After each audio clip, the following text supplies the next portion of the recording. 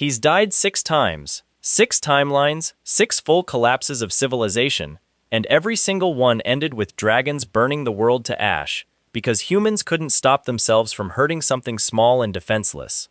Now picture this, the strongest hunter alive, a guy who can end a global ranked fighter with one flick of his wrist, spends his mornings forcing down a bowl of the worst soup ever cooked by a teenage dragon, just so she'll keep talking to him. Picture a 16-year-old girl getting stabbed straight through the spine after the match already ended, and instead of screaming, she grabs her attacker by the hair and turns her face into pulp. Picture a wedding gown nightmare hiding underneath a 5-star hotel gala, where every single guest smiling and dancing under the chandeliers is already dead, their ears stitched onto a puppet master's coat like trophies. Picture our guy standing in a room full of the world's deadliest heroes, all of them ready to execute him on sight, and the only thing standing between him and a sword through the throat is a tiny old lady quietly drinking tea. All of that is coming. But first, rewind. Because before any of that, this story starts with one man walking off a plane in Italy, looking for a kid nobody else on the planet even knows exists. His name gets said differently depending on who you ask. Guy to some, Jai to others. Occasionally, Yuji Tai on paperwork nobody bothers to check. It doesn't matter. What matters is what's underneath the name. 6 lifetimes of memory, 6 apocalypses, stolen powers ripped from monarchs and legions, and things that used to rule small pockets of hell. And on the outside, a completely unranked, forgettable police officer with, and we quote, a nameless family. That disguise is the whole joke of this story. The world looks at Guy and sees nobody. Professors talk down to him. Rich kids threaten him. World-class heroes treat him like background noise. And every single one of them has no idea that the guy they just insulted could end their entire bloodline with a sentence. So why does a man who could burn down a small country choose, lifetime after failed lifetime, to spend his mornings hunting for baby dragons instead of monsters? Because the monsters were never the real problem. Humanity was. In every one of his 6 loops, it goes the same way. Somewhere out there, dragon eggs hatch into human-looking kids. And somewhere out there, humans find them first, and hurt them, bully them, hunt them, kill them for sport or fear or just because they can. And when the adult dragons find out what happened to their children, they don't come back for revenge. They come back for extinction. The entire species gets wiped off the map, loop after loop, because nobody thought to protect 4 kids before it was too late. This time, Guy's done watching it happen. This time, he's getting there first. Cue Italy. Warm light, old stone streets, tourists wandering around with gelato, and somewhere in the middle of it, a girl who looks maybe 20 years old, green hair, sharp eyes that are quietly reading every ounce of power radiating off the stranger walking toward her. This is U-Bomb, Green Dragon, and she is not fooled for a second by the boring police uniform. She looks him dead in the eye and basically says, "Fine, kidnap me, but I've got terms. Treat me well, or this doesn't work." And just like that, Guy's got dragon number 1. He registers her under a fake city ID with the seasonal codename Spring, and drags her back home to a life she's never had before. A normal one, with a fridge, and a couch, and a guy who apparently eats whatever terrible meal she puts in front of him without complaint, purely to keep her cooperating. Spoiler, her cooking is genuinely bad. He eats it anyway. That's the whole vibe of this show. Brutal power fantasy wrapped around dad-tier sitcom energy. While Bomb settles into her new life, Guy's already multitasking, because that's what 6 lifetimes of trauma buys you. Efficiency. He splits off a shadow clone, a perfect copy running at half his strength, and sends it to cover his actual police shift while the real him tracks the next lead. Word spreading about a vigilante in Africa people are calling the Night Hunter. Rumors like that usually mean one thing in this world. Another dragon kid, hiding in plain sight, already fighting for survival. That lead takes him straight to the Red Dragon. Her name's Yoram, 16 years old, built like a walking argument, and she does not do subtlety. When we meet her, she's already locked in combat against Javier, the 8th strongest superhuman alive, a certified monster in his own right, and he is not holding back. Bones get shattered. Her weapon gets destroyed. This is not a fair fight, and for a second, it looks like the story's about to lose a main character before she even gets a name. Then Bomb and Guy's shadow clone show up. Bomb goes straight into healer mode, patching Yoram back together on the spot, and the clone, half strength, remember, still not even Guy's full power, casually speed blitzes a top 8 superhuman, doesn't kill him, does something scarier. Cuts off both his arms, blinds him, leaves him alive specifically so the fear sticks. This isn't a fight anymore, it's a warning label written in someone else's blood. Don't touch what's mine. Yoram gets adopted on the spot. Codename, Summer. From there, it's a full collection arc. Gaul, the gold dragon, gets lured out of hiding in the Amazon, and not with some grand rescue mission, just deep-fried chicken and macarons, because apparently that's all it takes to convince a scared 10-year-old dragon that this weird deadpan man might actually be safe. Codename, Autumn. And then the last one hatches right there in the house. No hunting required.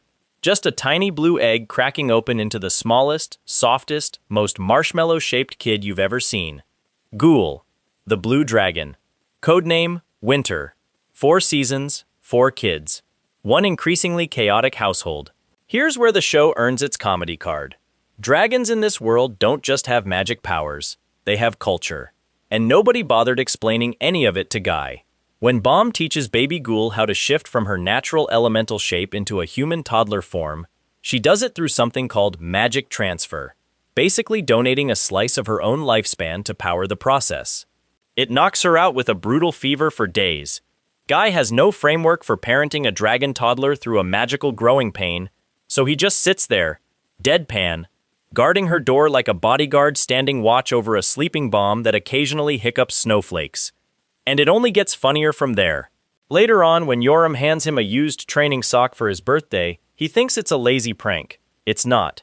In dragon culture, gifting a worn piece of an adult's gear is basically a sacred oath of loyalty, a formal declaration that she accepts his authority over the household.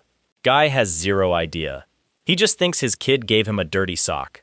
The dragons are all completely losing it internally, while he says thank you like it's nothing. This is the engine of the whole story. Apocalyptic-level power completely wasted on domestic chaos, and it works every single time. But don't get comfortable, because the tone on this show flips on a dime. One second you're watching a food fight over deep-fried chicken, the next you're staring straight into the worst memory Guy's ever carried. Loop 2. His second life. He fell in love, really fell. The kind of love that survives centuries of memory resets, with a woman named Setbiel, and then a demon called Hagawa. A disaster-class puppet master who collects human ears like party favors, got inside Guy's own body, puppeted him. Made him watch through his own eyes as his hands did the one thing he could never take back. He killed her himself, forced to listen to every scream. That's the wound sitting underneath every deadpan stare, every flat joke, every moment he refuses to let himself get close to anyone. So when word comes in about a massive raid targeting a Kraken-class boss monster, and Guy finds out the operation's secret rogue operator is someone calling herself Prototype X, a corrupted, brainwashed weapon built to bind minds together, he doesn't hesitate. Because underneath that codename is Setbiel, alive, twisted, turned into a monster by a system that shouldn't even know she exists in this timeline. He dives straight into the ocean after her. She's not human anymore, not really. She's warped into some multi-limbed spider horror, and the fight that follows isn't really a fight. It's Guy unleashing an ability called the Formless Sword, wrapping his blade in raw hatred forged out of pure trauma, cutting through her illusions and her limbs at once, until he finally strips the corruption out of her completely. She survives. Amnesiac, fragile, safe, for now, tucked away in a hidden lab where nobody but Guy even knows she's breathing. That's not even the darkest stop on this route, because after the ocean, there's Kyoto. A luxury hotel gala, dripping in chandeliers and champagne, and Guy brings Bomb along this time, posing as a couple to blend into the crowd. They dance, they smile. Normal night, right? Except every single guest in that ballroom is already dead. Hagawa's been running this gala as a farm, draining life essence from human puppets stitched together with harvested ears, keeping his own immortality running on a battery made of corpses. When the truth comes out, Bomb unleashes her fully awakened power, something called the Draconic Tongue, and chains the entire undead crowd down in burning gold. Guy goes straight for Hagawa, and it ends exactly the way you'd want it to. Blade through demon, soul dragged to a ruined cathedral, arms severed one at a time, until his whole immortal contract burns itself out. And through all of that, the murder, the trauma, the horror movie hotel gala, this story never lets you sit in the dark for long. Because right after, you're back in a bright penthouse kitchen watching a former high-tier guardian, defeated and blackmailed into servitude, sob into a sink full of dishes while wearing a pink ruffled apron, getting bullied by a 16-year-old with an orange balanced on her forehead. That whiplash, brutal one scene, ridiculous the next, is the entire personality of this show. And it's about to get even bigger, because word is spreading. Somewhere out there, an unranked phantom has been quietly wiping out disaster-class demons one by one, curing terminal illnesses, leaking entire conspiracies onto the desks of the world's top heroes. And nobody can figure out who he is. The world's second strongest hero is already involved. The 9th-ranked hero owes him a life debt. And soon, every major power on the planet is going to be sitting in the same room, staring down a man they think is nobody, completely unaware that the real threat in that room is drinking tea in the corner, protecting him. But that's later. Right now it's springtime in Italy, and a deadpan cop with 6 dead lifetimes behind him just spotted a green-haired girl who's about to change everything. Let's go back to the beginning. Guy's memory doesn't work like a normal person's memory. It's not scattered flashes. It's full, complete, brutal continuity. 6 entire lives, 6 full collapses, stacked on top of each other in his head like sediment. Every single one starts hopeful. Every single one ends the same way. Dragons descending from the sky, screaming, wiping cities off the map because humans couldn't keep their hands off something innocent. By the 6th collapse, he stopped trying to fight the apocalypse directly. You can't outpunch a species-wide extinction event. So this time, Loop 7, he changes the plan completely. Forget playing defense against grown, enraged dragons after the damage is already done. Get to the hatchlings first. Raise them himself. Give them an actual childhood before the world gets the chance to ruin it. That's the plan walking through the streets of Italy. Sunlight, cobblestone, tourists snapping photos, and one green-haired girl standing near a fountain, watching him approach like she already knows exactly what he is. She does. Bomb's ability lets her read intent and power on sight, and the second guy gets close, she clocks him as something way above the unranked police officer story he's running. She doesn't panic. She doesn't run. She just crosses her arms and basically says, "All right, if you're here to take me somewhere, fine. But I've got conditions, and you're going to meet them." It's less of a kidnapping and more of a merger. Guy registers her fake ID that night, codename Spring, and within about 24 hours, he learns something critical about raising a dragon. They do not automatically know how to cook. Bomb makes him a meal that should, by all normal culinary laws, be illegal. He eats every bite of it without changing expression once, because keeping her cooperative and comfortable matters more than his taste buds. This is the sacrifice of found family. Occasionally, you eat the bad soup. While Bomb settles in, Guy's already splitting his attention.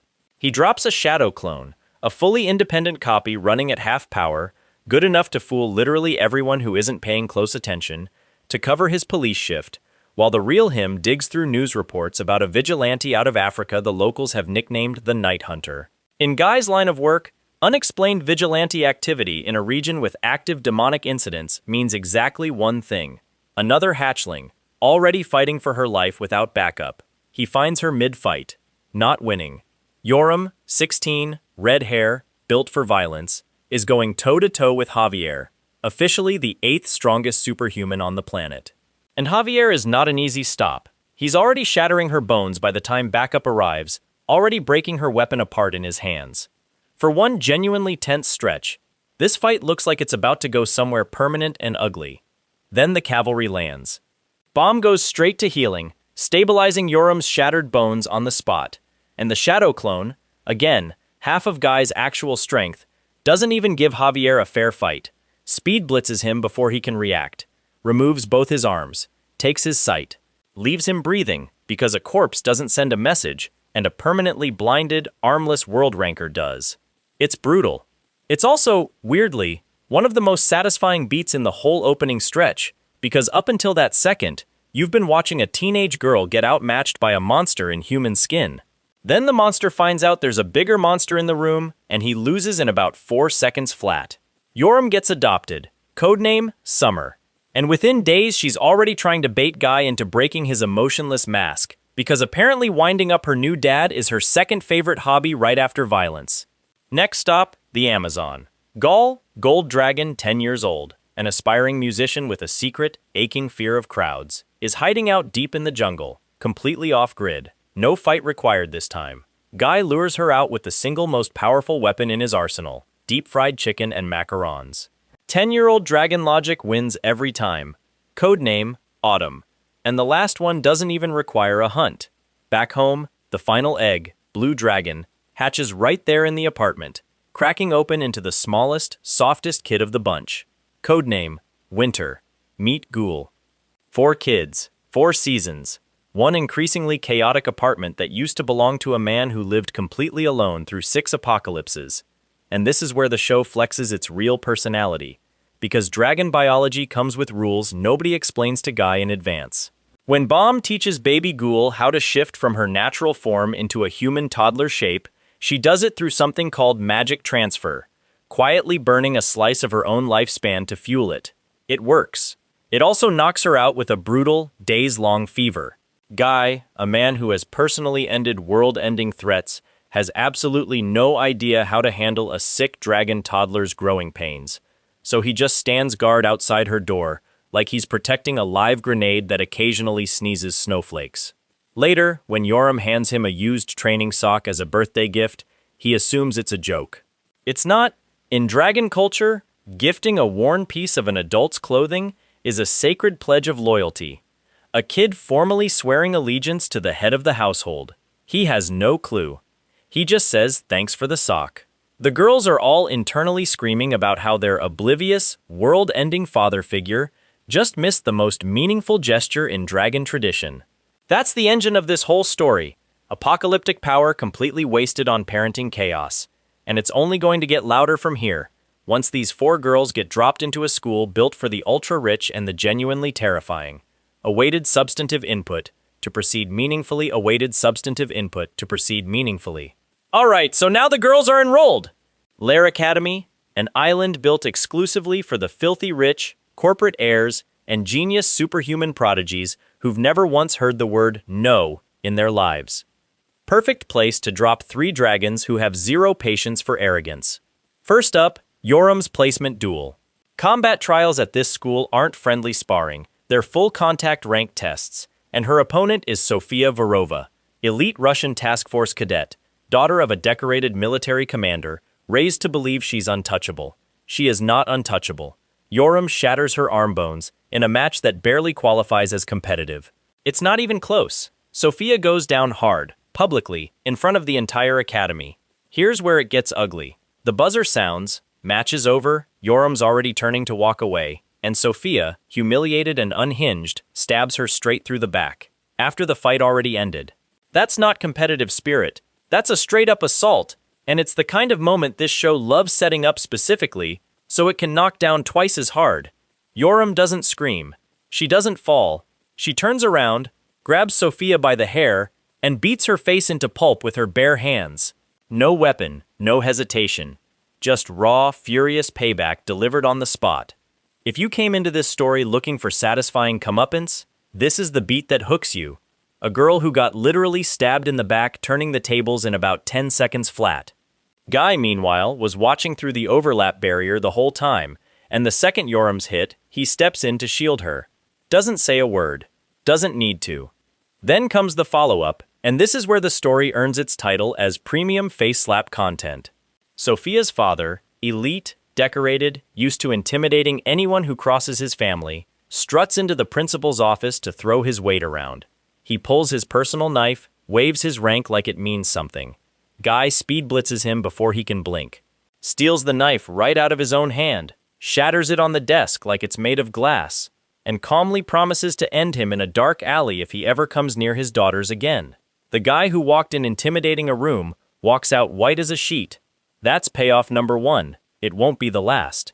Meanwhile, the school's head professor, a decorated war hero named Weewan, tries smoothing over the PR disaster by offering Yoram a media rep slot, basically turning her into the school's poster child after the viral beatdown.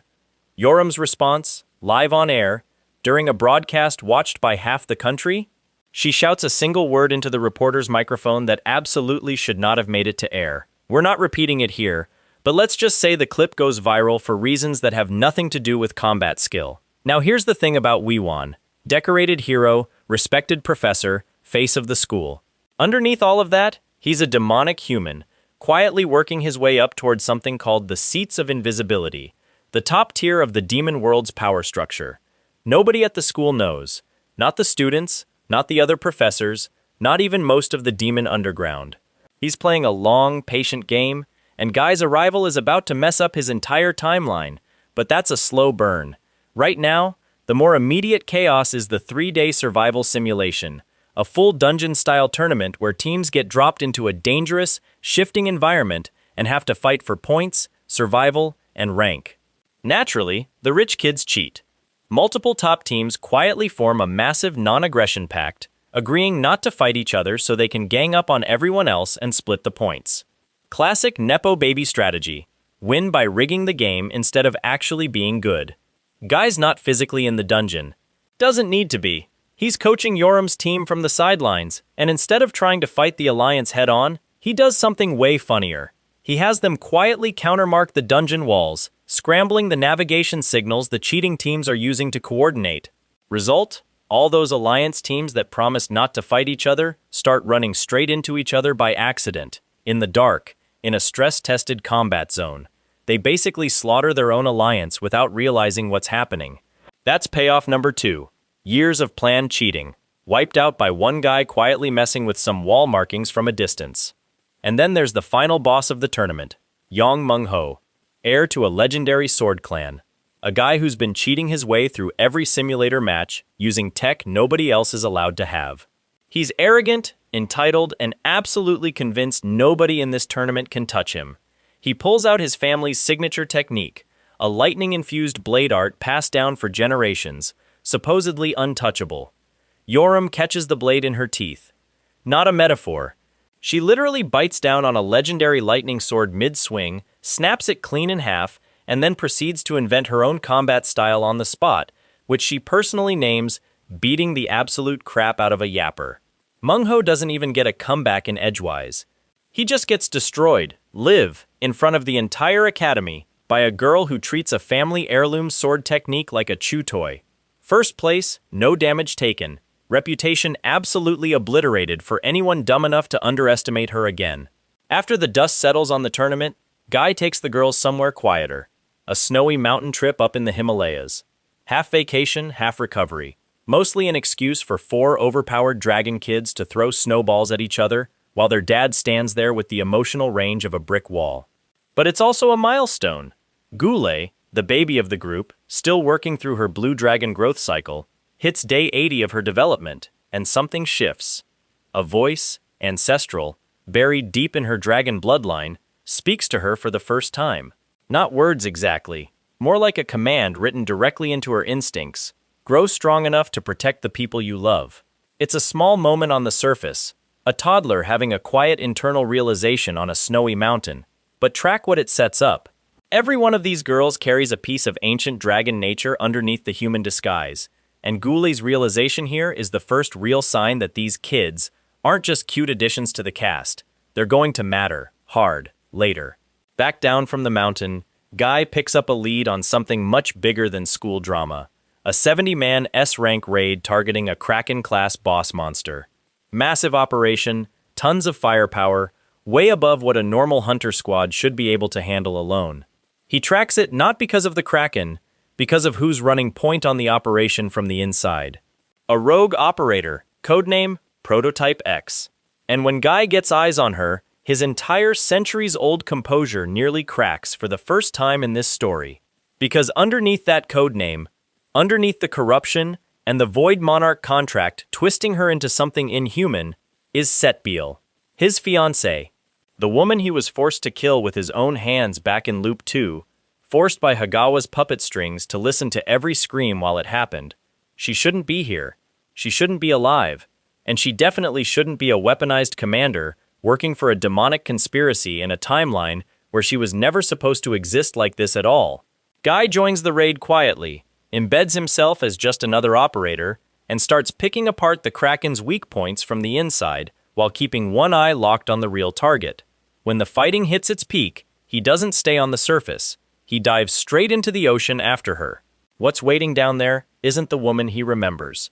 Setbeel's been twisted into something closer to a nightmare, a multi-limbed spider horror, wrapped in illusions, powered by the same void corruption that built Prototype X from the ground up. And Guy does the only thing he knows how to do with grief this old. He pulls his blade.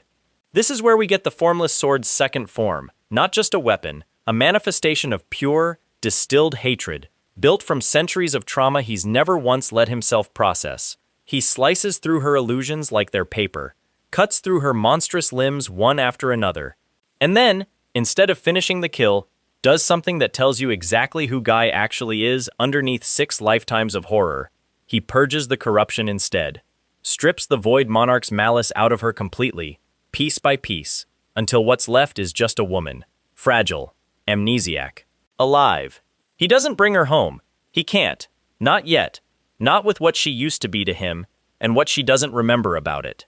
Instead, he tucks her away safely in an underground lab run by an ally we'll get to in a second, somewhere she can heal without the world knowing she exists. That underground lab belongs to a guy simply known as BM, officially the second-ranked superhuman on the entire planet, and also, somehow, one of the most chaotic personalities in the story. He's a returner from another planet entirely, running a secret labyrinth lab full of half-finished chimera experiments. And his price for helping Guy isn't money or favors. It's otherworldly liquor. That's it. That's the whole negotiation. Give the second strongest man alive some good alcohol, and he'll let you store a recovering amnesiac demon corruption survivor in his lab. No questions asked. Well, almost no questions. When Guy first shows up and starts throwing his weight around in BM's lab, breaking one of his prized chimera experiments in the process, BM tries to get territorial about it. Big mistake. Guy calmly threatens to level his entire underground labyrinth and shatter every single research vial holding years of his life's work. BM folds instantly. Not just folds, he offers Guy a 10-year free lease on lab space, and volunteers himself as personal nurse duty for good measure. That's payoff number 3, the world's second strongest hero, reduced to groveling, because he made the mistake of testing a man who's died 6 times. With Setbeel stabilizing safely in the lab, Guy's already moving on to the next thread.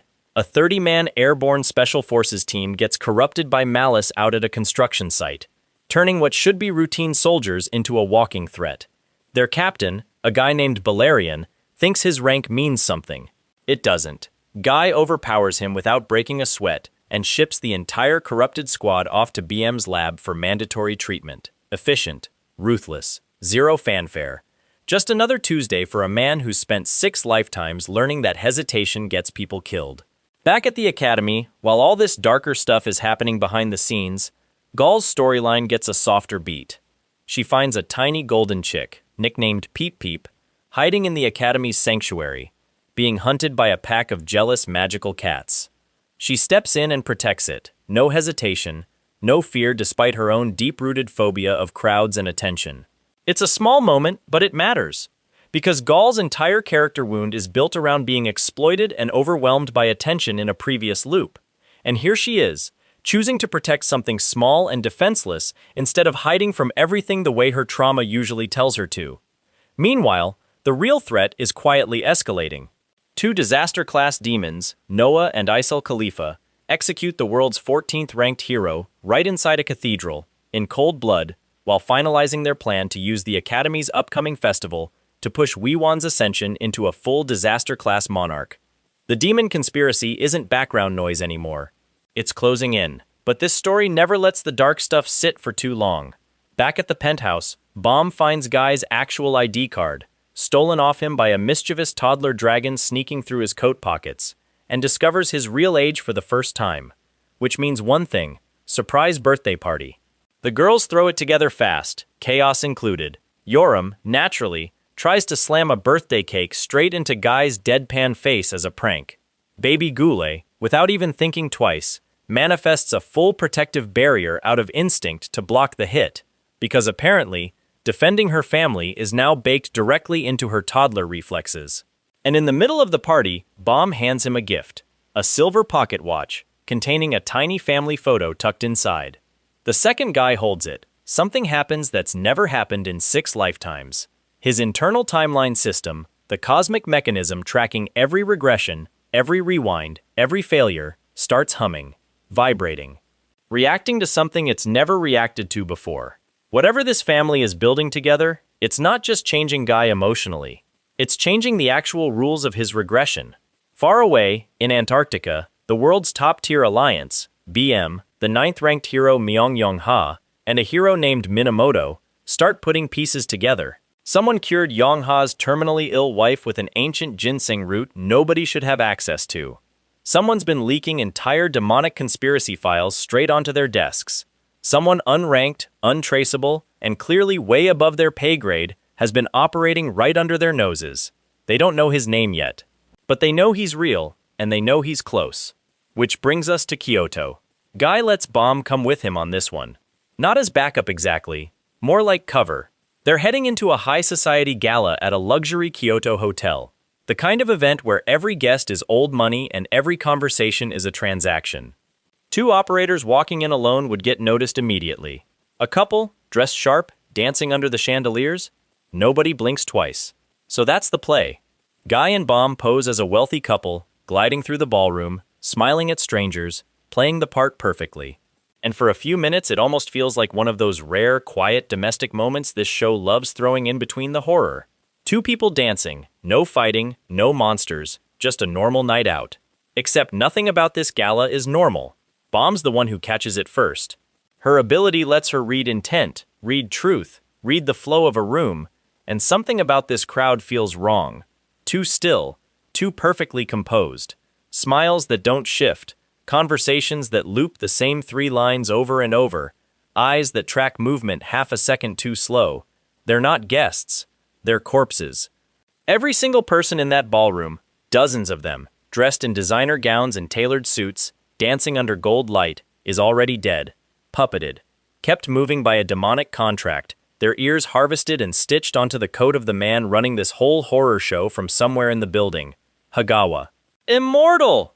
A collector of human ears! The same demon who once puppeteered Guy's own body and forced his hands to kill Setbiel back in Loop 2. This is personal.